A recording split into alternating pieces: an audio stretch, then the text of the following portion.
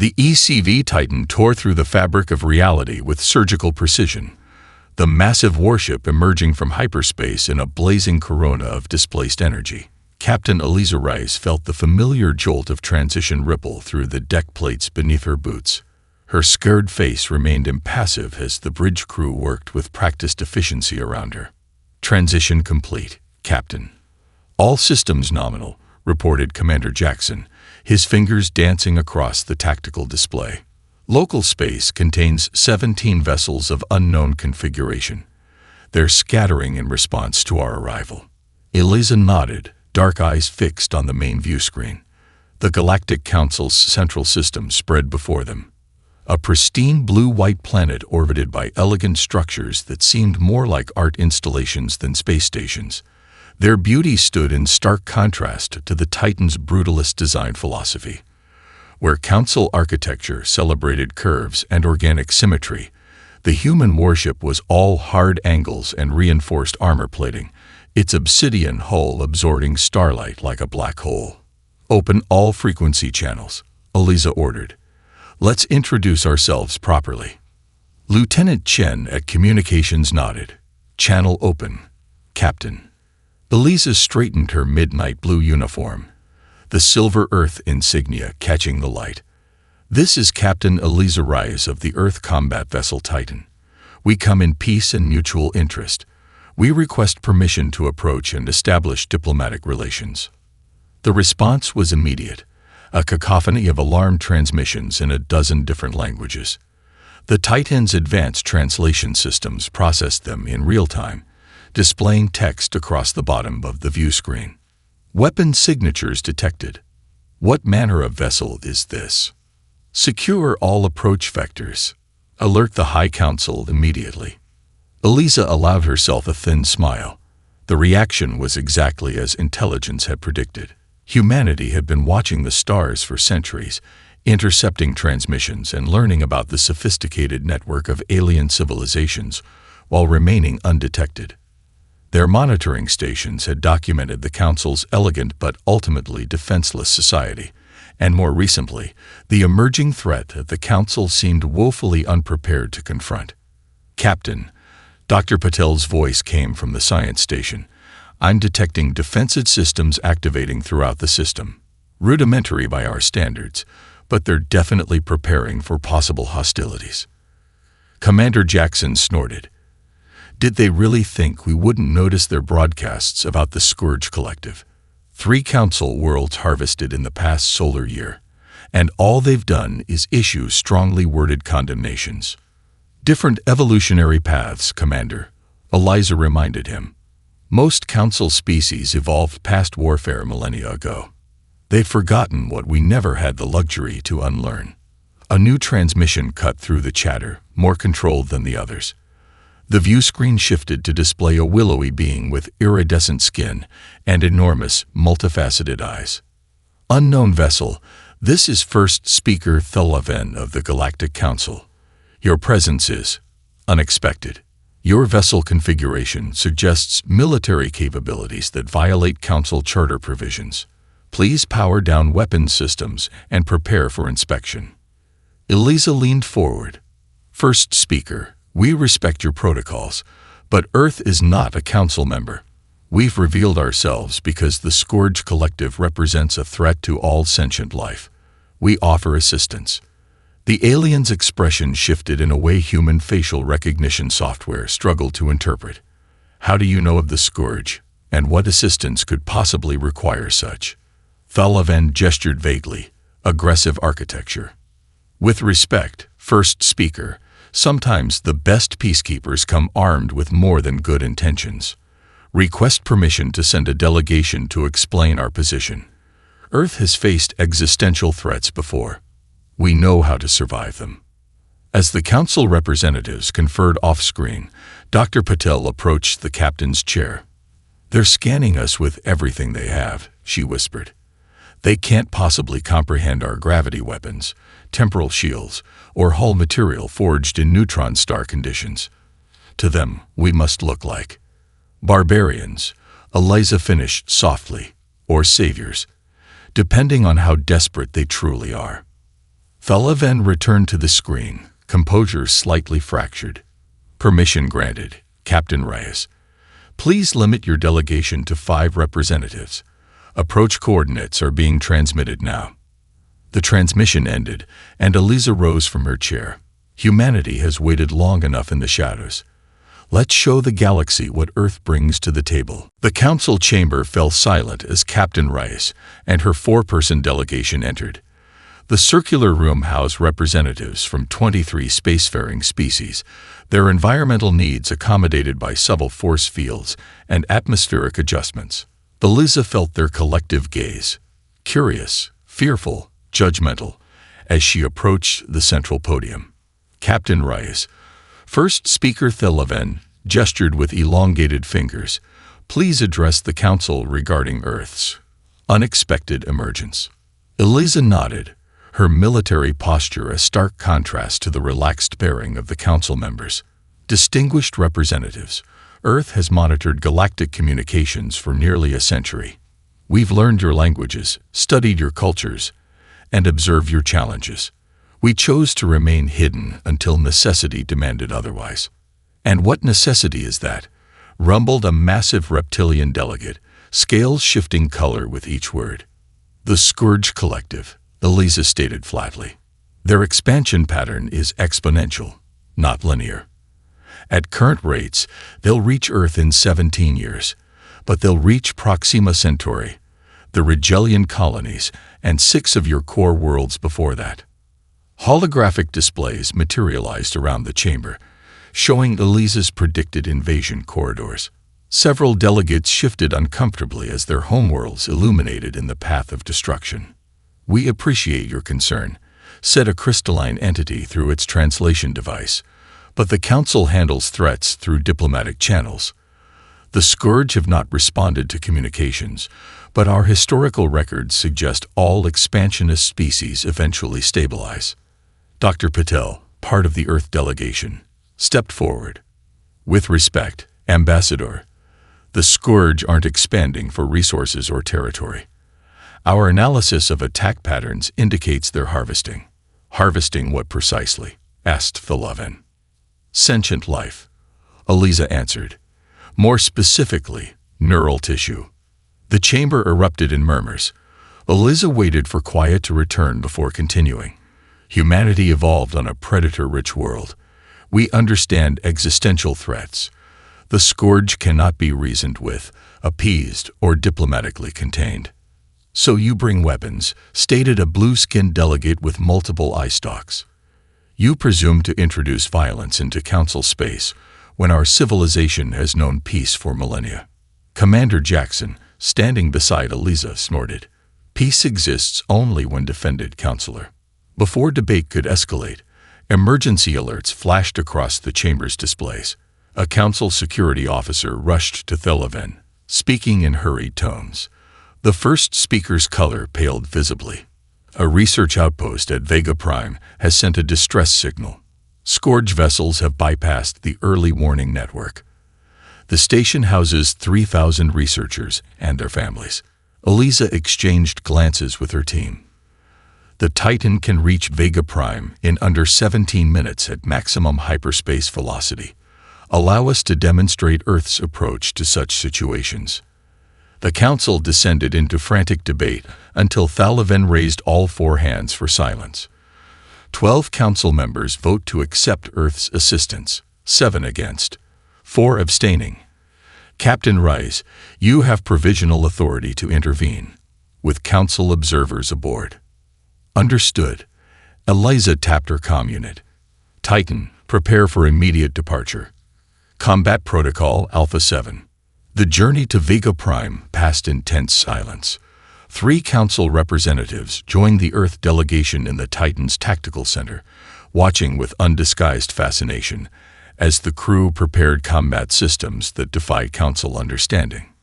These are temporal shields, Lieutenant Chen explained to a wide-eyed Thalaven.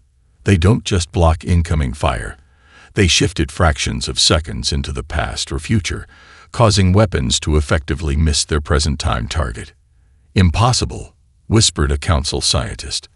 Such manipulation violates fundamental Emerging from hyperspace in 10 seconds, interrupted the navigation officer. Scourge vessels detected. 6 harvesters, 2 escort craft. They've already breached the station. The view screen activated, showing the research outpost, an elegant spiral structure now partially enveloped by organic-looking Scourge ships. Escape pods desperately launched from undamaged sections, only to be captured by tractor beams. Conventional wisdom would suggest we sacrifice the captured for the greater good, Eliza noted, watching the council representatives' reactions. That's not how Earth operates. Lieutenant Chen, deploy microdrones. Commander Jackson, target propulsion systems only. Let's show our guests how humans conduct a rescue operation. The Titan surged forward, weapon systems activating with precision that made the council observers gasp. Eliza's expression remained stone-cold as she gave the order. All hands to battle stations. Show them exactly why the galaxy should be grateful we arrived. The footage of the Vega Prime rescue played throughout council space for the 7th consecutive day. On countless worlds, citizens gathered in public squares to watch the Titan move with impossible precision between Scourge vessels, its weapon systems neutralizing enemy ships without destroying a single captured escape pod. The climactic moment, when Captain Rice herself led a boarding party into the main harvester to extract trapped researchers, had become the most viewed recording in council history. "Turn it off," Eliza ordered, pacing her private quarters aboard the Titan. The display winked out immediately. "They're making it look like a heroic adventure vid." Dr. Patel nodded solemnly. "The public needs heroes, Captain.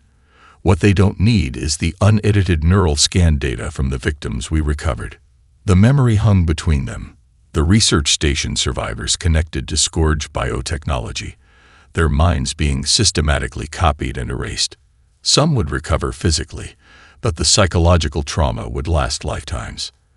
The council session begins in 20 minutes, Commander Jackson reminded them from the doorway.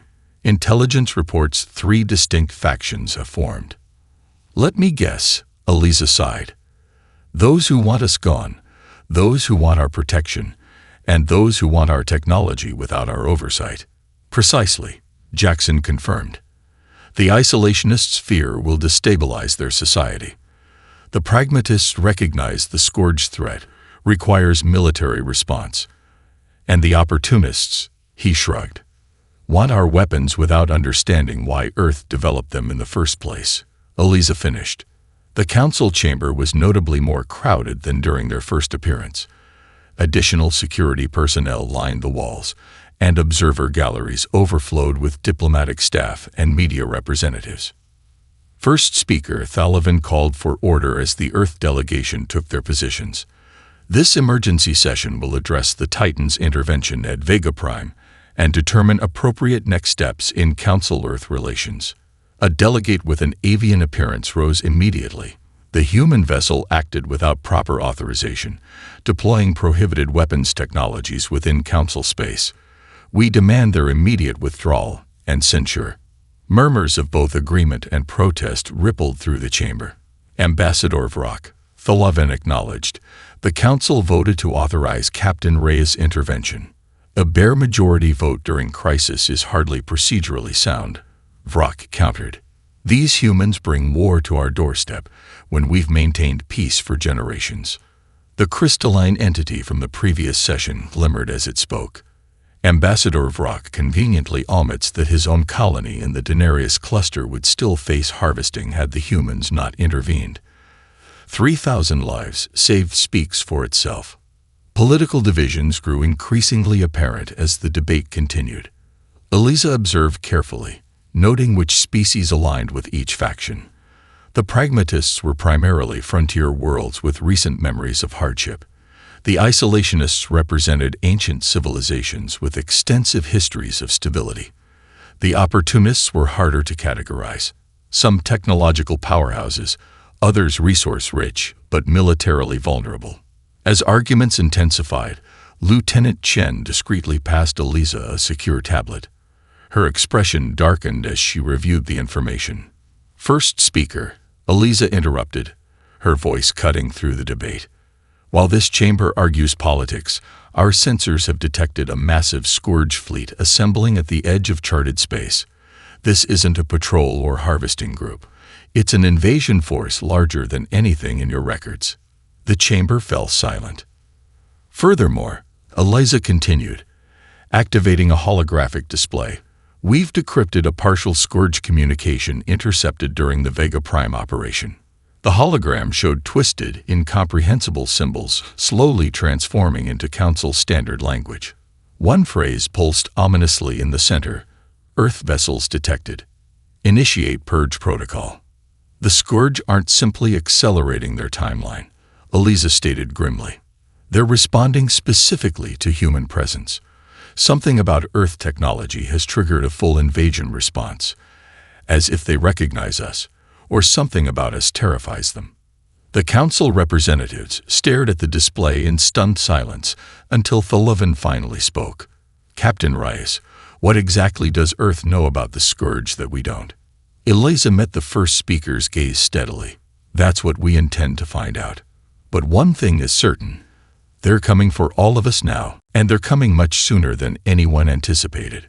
The restricted archives of the Galactic Council stretched nearly a kilometer beneath the planetary surface, a labyrinth of data storage systems spanning millennia of cosmic history.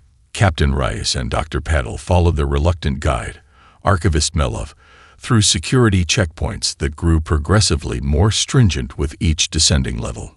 "I must reiterate." Melov's translucent tentacles rippled with agitation. "These predate modern Council formation. Many records are fragmentary, corrupted, or written in languages even our most sophisticated systems struggle to translate." "We understand the limitations," Eliza assured him, noting how the lighting grew dimmer and the architecture more primitive as they descended. "But if the Scourge recognize something about Earth or our vessels, the answer might lie in these historical records." Melov paused before a final security barrier. "This section contains the War Epoch archives, our darkest period. Few are granted access." The Council voted. Dr. Paddle reminded him gently. "Barely," Melov muttered, pressing his appendage against the scanner. The ancient archive room hummed with preservation fields protecting physical media. Actual books, scrolls, and crystal matrices predating digital storage. Holographic interfaces flickered to life as they entered, displaying classification systems in dozens of forgotten languages. "Search parameters," Melov inquired. "Start with earliest records of the Scourge," Eliza directed. "Then any mentions of Earth, Terra, Sol system, or beings matching human biological profiles." Hours passed as they sifted through fragments of history. Dr. Patel's expertise in synorcheology proved invaluable, identifying connections between seemingly unrelated references. Eliza noticed Melov's increasing discomfort as certain patterns emerged. "You're hiding something," she finally confronted the archivist. "Every time we approach records from approximately 50,000 years ago, you redirect us." Melov's skin paled to near transparency. "Those records are sealed by Founder Protocol. Even I lack full access." "Override it," Eliza demanded. "I cannot," Melov began, but Dr. Paddle interrupted, pointing to a faded holographic display. "Captain, look at this symbol sequence. It matches the command architecture we found in the Scourge communication." The display showed ancient battle footage, grainy and distorted, of sleek vessels battling organic-looking ships, unmistakably similar to Scourge design. But what caught Eliza's attention were the defenders, humanoid figures wearing armor with insignias eerily similar to Earth's current military patterns. "This can't be coincidence," she whispered. A new section of archive suddenly activated, responding to Patel's discovery. Data streamed across displays, showing star charts, biological profiles, and weapon schematics. One term appeared repeatedly: the deterrent. What were the deterrent? Eliza asked Melov, who had retreated to the far corner of the room. "Not what. Who?" The archivist's voice trembled. The founders spoke of warrior beings who fought with such ferocity that even mentioning their existence was forbidden. beings whose biological and technological descriptions match. He gestured weakly toward Eliza. Humans. Dr. Patel finished, scanning rapidly through the data. These records suggest Earth wasn't ignored by the galactic community, it was deliberately quarantined. Not out of fear, but as part of some forgotten treaty. As they delved deeper, automated security protocols suddenly activated. Warning lights flashed as ancient systems interpreted their queries as security threats. "We've triggered something," Patel warned, trying to download crucial files before they vanished from displays. "Archive self-preservation sequence initiated," announced a mechanical voice in an unrecognizable language that their translators somehow rendered perfectly. "Containment breach detected. Purge commencing in 90 seconds. Eliza slapped her communication badge. "Titan, emergency extraction. Lock onto our signals." "What have you done?" Melav gasped as the archive room's exits sealed and preservation fields began destabilizing, releasing energies contained for millennia. "Discovered the truth," Eliza replied grimly, securing a data crystal Patel had managed to extract. "Your council didn't just forget history. Someone deliberately erased it." The air crackled with building energy as the entire archive prepared to self-destruct. Eliza's last glimpse before the Titan's transporters engaged was of ancient text scrolling across every display, a message or warning in a language that felt impossibly familiar. The restricted archives of the Galactic Council stretched nearly a kilometer beneath the planetary surface, a labyrinth of data storage systems spanning millennia of cosmic history. Captain Rice and Dr. Patel followed their reluctant guide, Archivist Melav, through security checkpoints that grew progressively more stringent with each descending level. "I must reiterate," Melav's translucent tentacles rippled with agitation, "these predate modern council formation. Many records are fragmentary, corrupted, or written in languages even our most sophisticated systems struggle to translate." "We understand the limitations," Eliza assured him, noting how the lighting grew dimmer and the architecture more primitive as they descended. "But if the Scourge recognized something about Earth or our vessels, the answer might lie in these historical records." Melav paused before a final security barrier. "This section contains the War Epoch archives, our darkest period. Few are granted access. The Council voted," Dr. Patel reminded him gently. "Barely," Melav muttered, pressing his appendage against the scanner. The ancient archive room hummed with preservation fields protecting physical media. Actual books, scrolls, and crystal matrices predating digital storage. Holographic interfaces flickered to life as they entered, displaying classification systems in dozens of forgotten languages. "Search parameters," Melav inquired. "Start with earliest records of the Scourge," Eliza directed. "Then any mentions of Earth, Terra, Sol system, or beings matching human biological profiles." Hours passed as they sifted through fragments of history. Dr. Patel's expertise in xenorchaeology proved invaluable, identifying connections between seemingly unrelated references. Eliza noticed Melav's increasing discomfort as certain patterns emerged. "You're hiding something," she finally confronted the archivist. "Every time we approach records from approximately 50,000 years ago, you redirect us." Melav's skin paled to near transparency. "Those records are sealed by Founder Protocol. Even I lack full access." "Override it," Eliza demanded. "I cannot," Melav began, but Dr. Patel interrupted, pointing to a faded holographic display. "Captain, look at this symbol sequence. It matches the command architecture we found in the Scourge communication."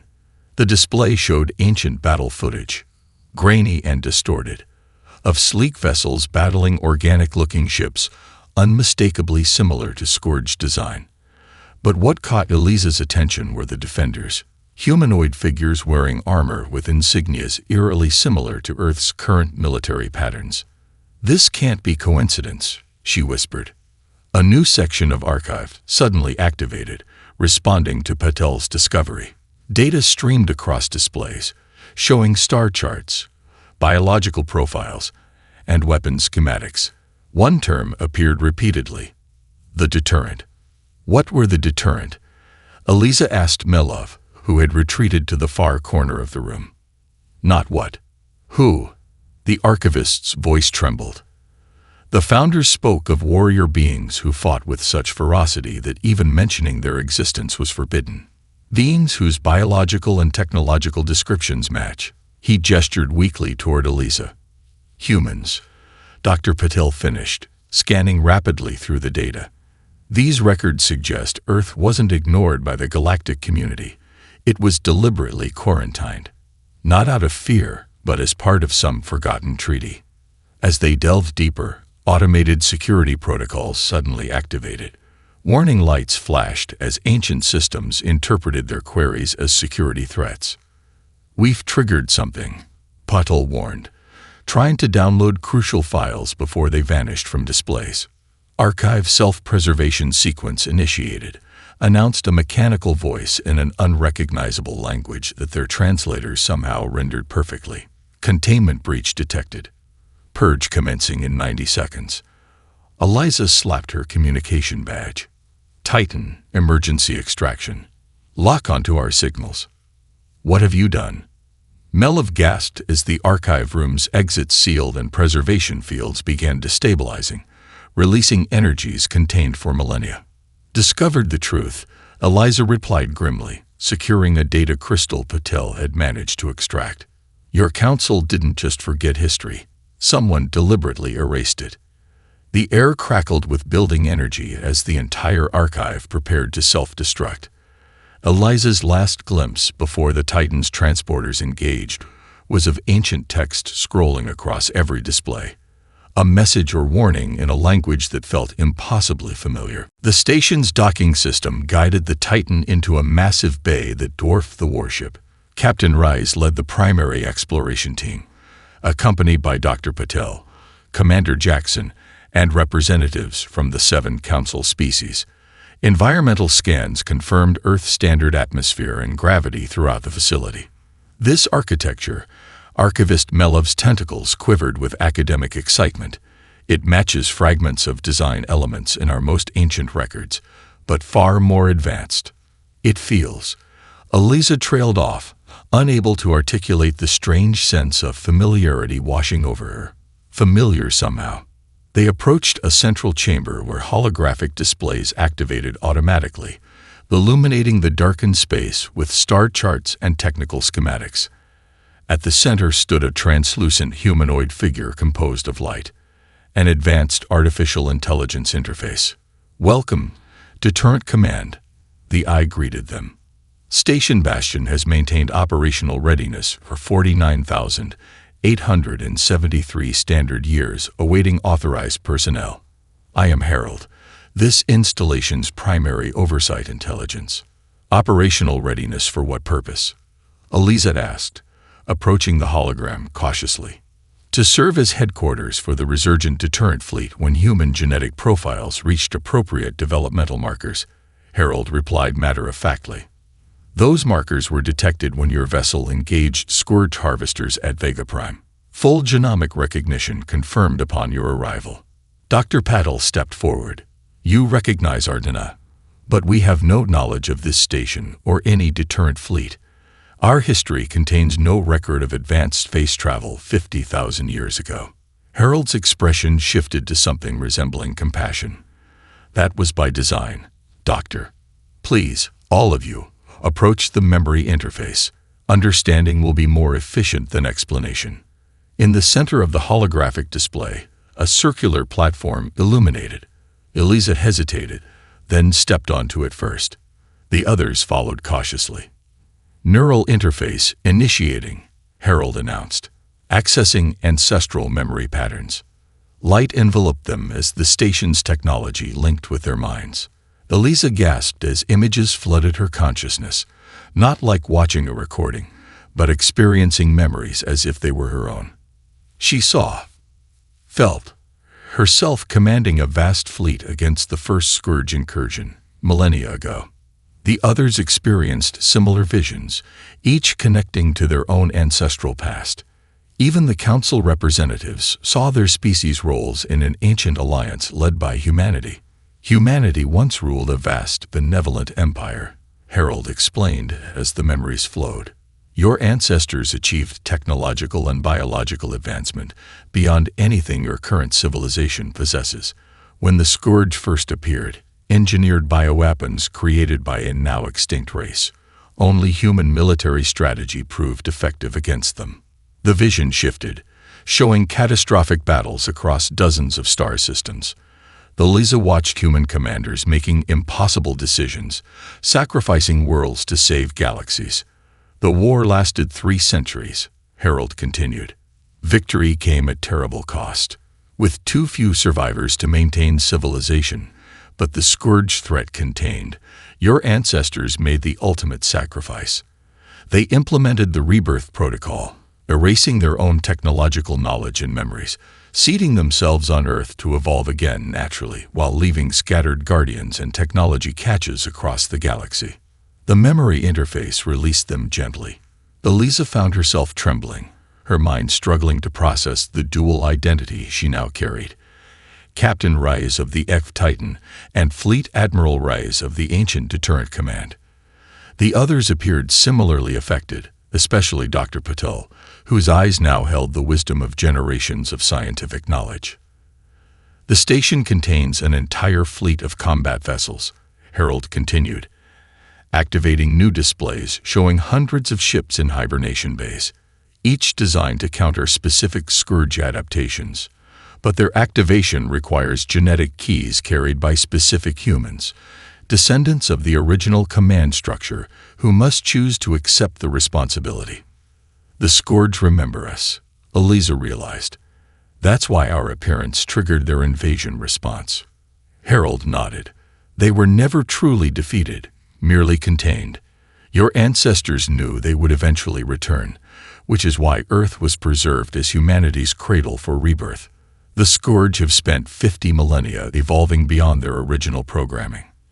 They now seek revenge against their only true adversary, humanity. How many ships? Commander Jackson asked, military pragmatism reasserting itself. 40 vessels of varying classifications, Harold responded, each requiring a specific genetic descendant to command. Captain Rice, Dr. Patel, Commander Jackson, you 3 are among those descendants. The others must be located on Earth. There isn't time, Elisa said grimly. The Scourge ultimatum expires in 9 days. They're already attacking Council worlds. Harold's expression became grave. Then you must make a choice now. Accept your ancestral legacy and command the ships available to you, or watch history repeat itself. The genome locks can be overridden, but only by conscious acceptance of the burden they represent. Elisa looked at her companions, seeing the same realization in their eyes. Show us how, she said firmly. It's time to remember who we really are. The Bastion station trembled as 40 ancient warships awakened simultaneously, their systems coming online after 50 millennia of dormancy. On the command deck, Captain Rice, now reconnected with the memories and knowledge of Fleet Admiral Rice, coordinated the unprecedented operation. Neural interface integration at 97%, reported Dr. Patel, his fingers dancing across holographic controls with newfound expertise. The genetic reclamation is stabilizing in all command crew. Throughout the station, human officers from the Titan experienced the awakening of ancestral knowledge, tactical systems, weapons configurations, and battle strategies flooding into their consciousness like water breaching a dam. The Council representatives watched in awe as the humans they'd known transformed before their eyes, moving with the confidence and authority of veteran fleet commanders. Status report from the deterrent vessels, Commander Jackson announced, his voice deeper and more resonant after the awakening.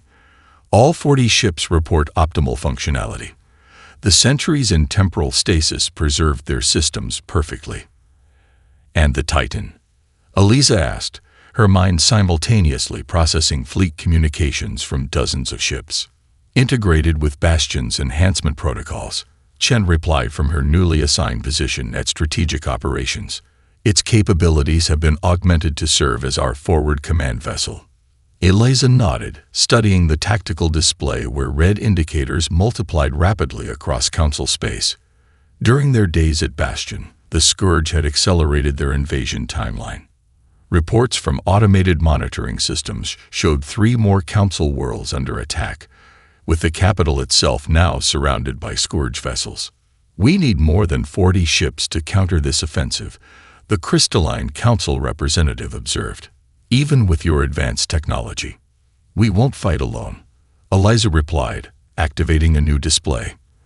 The genetic awakening has triggered a cascade effect across the galaxy. On countless worlds, dormant human technology is reactivating.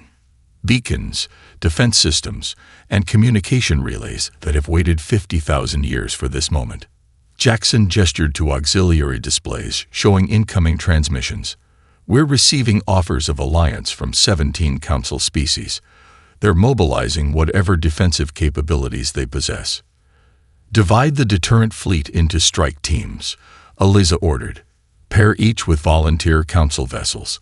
Their knowledge of current galactic geography combined with our combat systems will maximize effectiveness." Within hours, the mixed fleet emerged from hyperspace in 7 separate locations simultaneously, engaging Scourge forces across multiple star systems. The ancient deterrent vessels moved with predatory grace, their technology specifically designed to counter Scourge advantages. On the Council capital world, citizens watched in disbelief as sleek obsidian warships descended from the sky, cutting through the Scourge blockade with impossible precision. The Titan itself led this primary assault group, its enhanced systems decimating enemy formations. Eliza stood on the bridge, directing the battle with the combined tactical awareness of 2 lifetimes. "Target their central command structure. Their hierarchy depends on neural linkage. Disrupt it, and individual units become disorganized." Council defense forces, previously ineffective against the Scourge, found new purpose supporting the deterrent vessels. Even traditionally peaceful races contributed unexpected tactical insights, their evolutionary perspectives identifying vulnerabilities the human commanders had overlooked. "Captain," Chen called urgently, "long-range sensors are detecting an enormous energy signature mobilizing at the edge of the system. Scourge reinforcements, but unlike anything we've encountered." The tactical display shifted to show a massive construction nearly the size of a small moon.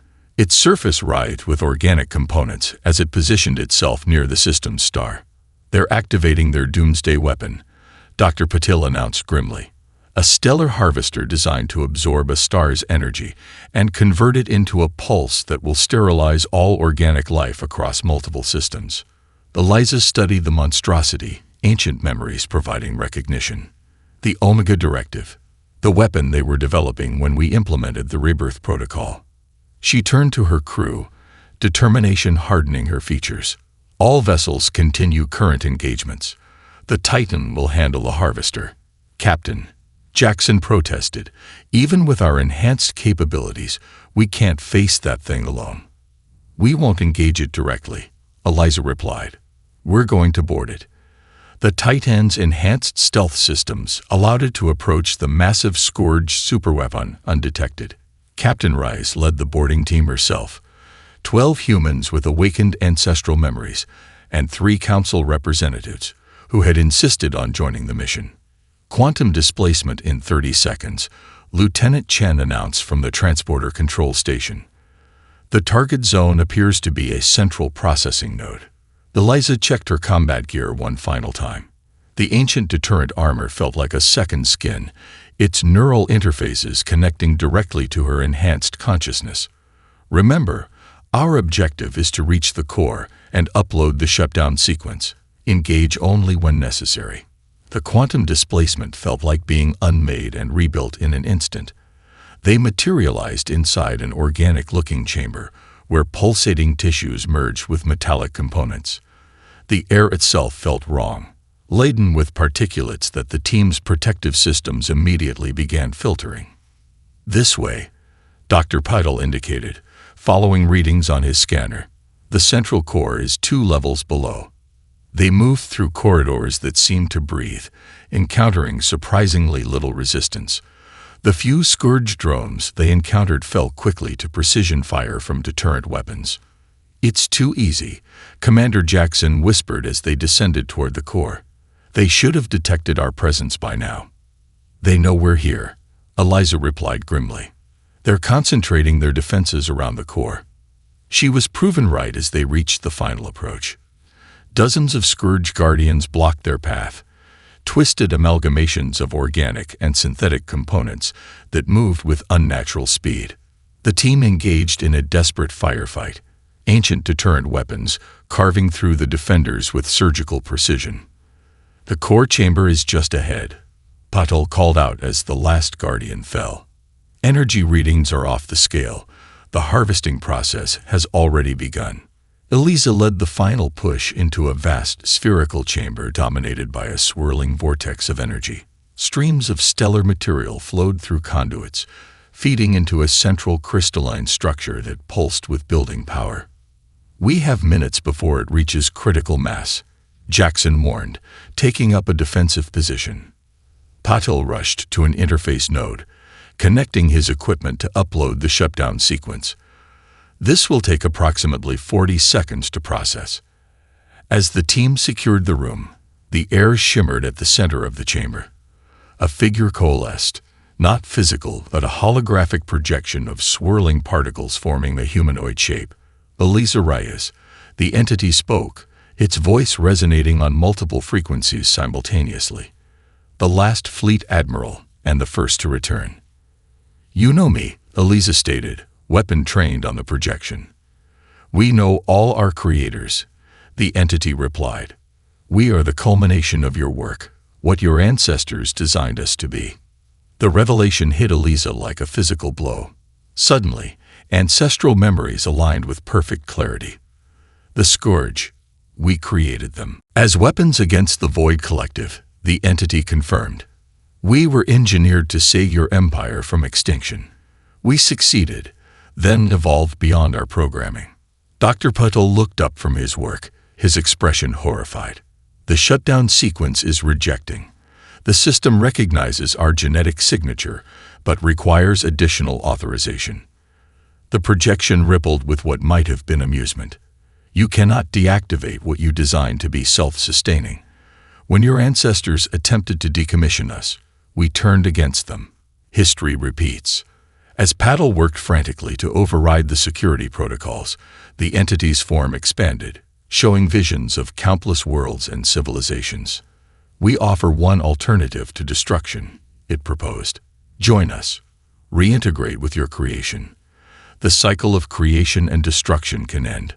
Eliza felt ancestral knowledge providing context, the terrible choice her previous self had faced. "You're offering the same option we rejected 50,000 years ago." "Because it remains the only logical solution," the entity responded. "Creator and creation, united in purpose." Eliza turned to Patel. "How much longer?" 10 seconds, he replied. "But I had to modify the sequence. It's not a shutdown anymore. It's a reset." Understanding flowed between them through their connected ancestral memories. Reset, not destruction. A chance to break the cycle. "Do it," Eliza ordered. The upload completed just as the chamber began to destabilize. The projection fragmented, its final words echoing as they initiated emergency extraction. "Until next cycle, creators." Across the galaxy, Scourge forces suddenly stilled, their organic components entering dormancy as the reset command propagated through their collective consciousness. The stellar harvester powered down, its destructive potential fading as the Titan's boarding team returned safely to their vessel. Hours later, in orbit above the Council capital, Eliza stood before representatives of 24 species, her expression solemn. "Today we won a reprieve, not a final victory," she explained. "The Scourge will eventually reactivate, their programming adapted to our countermeasures." She gestured to the holographic display showing the ancient deterrent fleet alongside Council vessels. "This time, we build differently. Together, we create a future where we remember both our achievements and our mistakes, where history isn't buried but learned from. This cycle ends with us."